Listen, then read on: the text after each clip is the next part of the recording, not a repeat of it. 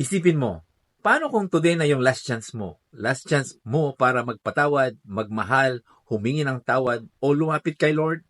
Minsan kasi ang dami nating next time.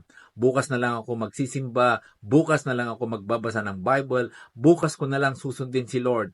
Pero paano kung wala nang bukas? Sabi sa James 4 verse 14, you do not know what will happen tomorrow. What is your life? You are a mist that appears for a little while and then vanishes.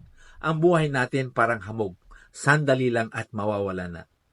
Hindi aksidente na narinig mo ito ngayon.